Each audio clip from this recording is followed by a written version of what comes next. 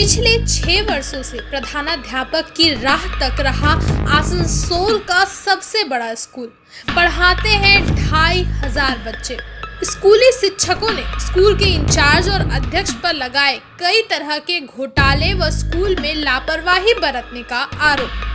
पश्चिम बंगाल आसनसोल नगर निगम के कुल्टी विधानसभा के सीतारामपुर इलाके के वार्ड संख्या 19 स्थित आसनसोल के सबसे नामी ग्रामी व बहुत चर्चित स्कूल एनडी राष्ट्रीय विद्यालय एचएस स्कूल अब धीरे धीरे अपनी पहचान और पॉपुलैरिटी खोते जा रहा है। इस स्कूल की नाम और शोहरत बचाने के लिए स्कूल के पूर्व प्रधानाध्यापक आर.एन. पांडे ने जमीनी स्तर पर मेहनत की थी। अपना खून पसीना जलाकर शिक्षा के प्रति छात्र और छात्राओं के भीतर ललक जगाने के लिए उन्होंने कोई कमी कभी भी नहीं छोड़ी।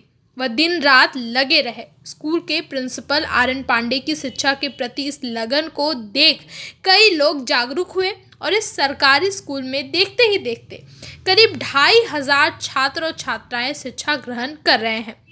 यही कारण है कि यह स्कूल पूरे आसनसोल में एक ऐसा सरकारी स्कूल बन गया है जिस स्कूल की चर्चा पश्चिम बंगाल ही नहीं बल्कि अन्य राज्यों में भी हो रही है। इलाके के लोग इस स्कूल को आदर्श स्कूल के नाम से एक अलग पहचान दिलाने की मांग कर रहे हैं, इसलिए कि इस स्कूल से अन्य स्कूल भी सीख ले सके। पर 2018 में जब इस स्कूल के प्रधानाध्यापक आर.एन. पांडे रिटायर हुए, उसके बाद से 6 वर्ष गुजर जाने के बाद भी स्कूल को अब तक प्रिंसिपल नसीब नहीं हुआ। स्कूल के 2500 छात्र छात्राओं के बीच 35 शिक्षक में शिक्षक गिरीश सिंह को जुलाई 2018 में स्कूल इंचार्ज बनाया गया। जब गिरीश सिंह 2022 में रिटायर हुए तो स्कूल के ही शिक्षक पीके सिंह को स्कूल इंचार्ज बनाया गया, जो अब भी स्कूल में अपनी सेवा दे रहे हैं। पर 6 साल गुजर जाने के बाद भी अब तक इस स्कूल को प्रधानाध्यापक नसीब नहीं हो पाया है। ऐसे में स्कूल के शिक्षकों ने राज्य शिक्षा विभाग ही नहीं बल्कि पश्चिम बंगाल की मुख्यमंत्री ममता बनर्जी को भी एक शिकायत पत्र भेजा है, जिस शिकायत पत्र में स्कूल के शिक्षकों ने स्कूल के इंचार्ज पीके सिंह और स्कूल की अध्यक्ष वार्ड नंबर 19 की तृणमूल पार्षद के ऊपर यह गंभीर आरोप लगाया है कि वह दोनों मिलकर स्कूल में मनमाने तरीके से काम कर रहे हैं। उन्होंने कहा कि स्कूल में शिक्षा ही नहीं बल्कि मिड डे मील योजना, फाइनेंस विभाग, स्टाफ कमेटी, मैनेजिंग कंपनी सहित कुल 5 कमेटी बनाई गई है। वह इसलिए कि स्कूल की मान सम्मान उसकी पहले की तरह शिक्षा व्यवस्था सहित कई अन्य मामलों में अपना अव्वल दर्जा हासिल कर सके। पर स्कूल इंचार्ज पीके सिंह और स्कूल की अध्यक्ष तृणमूल पार्षद उषा रजक की आपसी साठगांठ से स्कूल में इन 6 वर्षों के बीच हर कमेटी में भारी घोटाला हो रहा है, जो घोटाला लाखों में है। जिस घोटाले का पैसा स्कूल के इंचार्ज और तृणमूल पार्षद उषा रजक बंदरबाट कर रहे हैं। स्कूल के शिक्षकों द्वारा इन 6 वर्षों के बीच किए गए तमाम खर्च का ब्यौरा व हिसाब किताब मांगने के बाद भी यह लोग नहीं दे रहे हैं। यही नहीं, स्कूल के एक शिक्षक धनंजय यादव की अगर माने तो स्कूल के इंचार्ज पीके सिंह जब से स्कूल इंचार्ज बने हैं तब से वह एक बार भी किसी क्लास में क्लास लेने नहीं गए हैं, जबकि उनको प्रतिदिन 2 क्लास लेना है, यानी कि सप्ताह में 12 क्लास। उन्होंने कहा कि स्कूल में 11वीं की एडमिशन के दौरान भी छात्रों को ठगने का काम किया गया।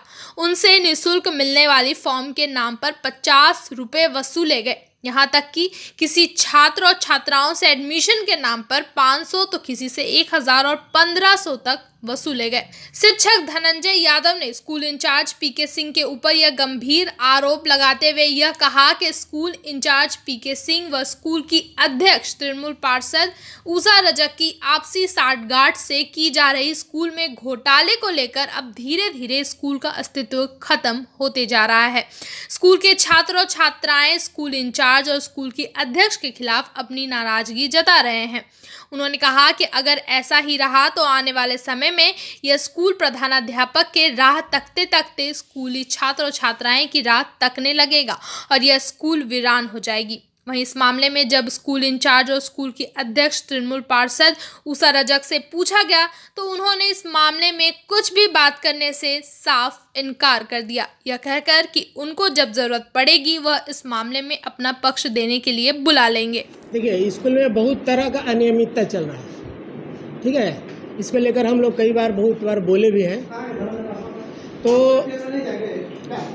अभी आपको जैसे बता रहे मैनेजिंग कमेटी उस बिना रेजुलेशन का काम किया जाता है, बिना रेजुलेशन का पैसा निकाला जाता है, उस कमेटी को कुछ समझा नहीं जा रहा। अगर दूसरा हम लोग अगर कमेटी का बात करें, देखो है एकेडमिक काउंसिल ने भी जिस तरह से एडमिशन का प्रोसेस बताया उस तरह से नहीं हुआ। 50 रुपया करके फॉर्म का पैसा लिया, जो फ्री ऑफ कॉस्ट फॉर्म बांटना था, तो उस कमेटी को भी बाईपास किया गया। एक कमेटी होता है स्टाफ काउंसिल में हम लोग जितना भी समस्या रखते हैं, वो जब भी वो लगता है कि उनके विरुद्ध है, टीआईसी के विरुद्ध है, वो मीटिंग कॉल नहीं करते हैं। तो स्टाफ काउंसिल को भी उन्होंने बाईपास करके रखा है। यहाँ तक कि फाइनेंस कमेटी में मैं हूँ और मुझसे बिना पूछे चेक से पैसा निकाला जाता है, मुझसे उसके बारे में कुछ नहीं बताया जाता है। चेक इश्यू रजिस्टर होता है, उसमें मुझसे साइन कराना होता है, वो भी नहीं कराया जाता है। 1-2 बार कराया गया है मुझसे, बाकी जो है इतना 2 सालों में एक बार भी कुछ नहीं किया गया। इसके बाद आपको एमडीएम में भी एक कमेटी है। उस एमडीएम का कमेटी जो है, उनमें वहाँ से भी कंप्लेन आया है, उस कमेटी से भी। तो इस तरह का जितना भी यहाँ पर संवैधानिक बॉडी है, वो किसी का भी ख्याल नहीं रखा जा रहा, उस सबको निष्क्रिय बना के रखा गया है। Managing committee, staff council, academic council, MDM, finance committee, ये 5 कमेटी को निष्क्रिय बना के रखा गया है। तानाशाही चल रहा है यहाँ पर। दूसरी बात कि 2 साल से हिसाब मांगा जा रहा है फाइनेंस में। स्कूल में जब से पीके सर चार्ज लिए हैं टीआईसी के रूप में अगस्त 2022 से, उसके बाद हम लोग हिसाब मांग रहे हैं। आज तक हिसाब कंप्लीट नहीं हुआ है। ये हिसाब के नाम पर हम कह सकते हैं कि एक नौटंकी, थोड़ा करके हिसाब। हम लोग कई बार बता चुके हैं कि आप अगर हिसाब दिखा रहे हैं तो कितना इनकम किए, कितना आप बैंक में डाले, कितना आप खर्च किए, यही 3 प्रोसेस है हिसाब दिखाने का। उस प्रोसेस में हिसाब नहीं दिखाया जा रहा है। विगत 8 तारीख को, होपफुली डेट इधर उधर हो सकता, 8 तारीख को शनिवार का दिन था, इस स्टाफ के बीच में भी ये बात रखा गया। उसमें हमारी प्रेसिडेंट साहिबा भी थी कि बोला गया कि 5 दिन में आप जितना भी हिसाब किताब उसको कंप्लीट करिए। आज 8 तारीख से लेकर आज शायद 27 हो गया, लेकिन जो है हिसाब किताब अभी तक नहीं हो पाया है। तो हिसाब नहीं हो रहा। इसके बाद आप लोगों को बता दूं कि एमडीएम का जो बात है, एमडीएम का जो कन्वेनर है, उन्होंने लिखित मुझे दिया, उन्होंने और भी कई जगह कॉपी, प्रेसिडेंट को कॉपी किया गया है कि यह जो है एमडीएम में गड़बड़ी है।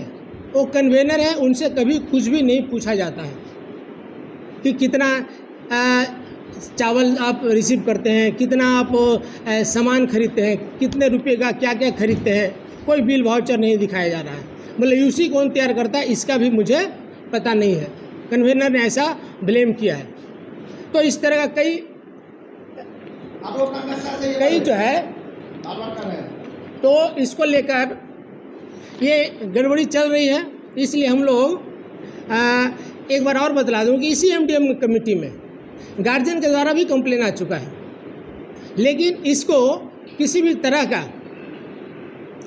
तरह का जो है एक्शन नहीं लिया जा रहा है। हम कहेंगे प्रेसिडेंट साहिबा से, आप इस पर एक्शन लीजिए। एसआई सर को भी बोलेंगे, आप भी इस पर एक्शन लीजिए कि इस गड़बड़ी को ख़त्म किया जाए। और यहाँ पर जितना भी गड़बड़ियाँ चल रहा है इसको लेकर हम लोग बहुत बार बोल चुके हैं, लेकिन किसी भी तरह का एक्शन नहीं लिया गया है। यही हमारा कहना है। अंत में एक और बात बता दूं कि पिछले बार 11 क्लास में 1500 रुपया करके लिया जा रहा था एडमिशन के तौर पर, और उसमें 550 रुपया के स्लिप काटे जा रहे थे। उसका भी हिसाब किताब नहीं दिखाया जा रहा था। कल नहीं, परसों का दिन 27 तारीख को उन्होंने 15 बच्चे को दिखाया कि इन्होंने 300 रुपया करके एडमिशन कराया है, इन्होंने 300 रुपया दिया है। अब मुझे डाउट है, मैं चाहूँगा उन 15 बच्चों को और उसके गार्जियन के साथ स्कूल में बुलाया जाए और सारे स्टाफ के बीच में उसे इंक्वायरी किया जाए कि ये क्या हकीकत है, क्योंकि उस रसीद को छिपा दिया गया था। यह बोलकर मैं अपने बातों को यहाँ पर खत्म कर रहा हूँ। सर, ये जो स्कूल में कितने छात्र हैं? स्कूल में अप्रोक्स 2,500 से 3,000 छात्र हैं। और यहाँ के जो अस्थायी रूप से कोई प्रिंसिपल हैं क्या? अस्थायी रूप से प्रिंसिपल नहीं है, अभी TIC है, टीचर इंचार्ज है। कब से नहीं है? प्रिंसिपल मुझे लगता है कि 2018 जनवरी में शायद रिटायर किए हैं। उसके बाद से कोई अस्थायी रूप से यहाँ पे नहीं, उसके बाद अस्थायी रूप से नहीं है कोई भी। उसके बाद गिरीश कुमार सिंह टीचर इंचार्ज थे और AHM भी थे, और आज जो है उनके रिटायर होने के बाद प्रमोद कुमार सिंह TIC के रूप में काम कर रहे हैं। ये आप लोग शिक्षक कितने हैं यहाँ पे? शिक्षक जो है अगर सभी लोग को मिला दिया तो 34-35 होंगे, पैरा टीचर, कॉन्टेक्ट टीचर और परमानेंट से भी मिलाकर। आपका नाम सर? मैं धनंजय कुमार यादव, ज्योग्राफी का टीचर। प्रेसिडेंट का नाम लिया, उनका नाम क्या है? प्रेसिडेंट है उषा कुमारी रजक, जो यहाँ के पार्षद हैं। हाँ, यहाँ की पार्षद है। अभी देखिए फोटो ले रहे हैं, हम लोग ये बात आप लोग रख रहे हैं, वो फोटो ले रहे हैं, पता नहीं उनका मकसद क्या है इस फोटो लेने के पीछे। तो इस गड़बड़ी अनियमितता आपको ये भी बता दें कि उन्होंने पिछला 1 साल पूरा एकेडमिक में एक भी क्लास नहीं किया है। उनका डेली का 2 क्लास बनता है, सप्ताह में 12 क्लास, और उन्होंने 11 का बच्चे जो इस बार 12 पास करके आए हैं, 12 में है उनका, और एक 6 में क्लास था, एक दिन भी क्लास नहीं लिया उन्होंने। इसको लेकर हम लोग स्टाफ पेरेंट मीटिंग में भी रखे, लेकिन उसके लेकर मीटिंग नहीं बुलाया गया। तो स्कूल जो है कई तरह से अनियमितताओं से गुजर रहा है।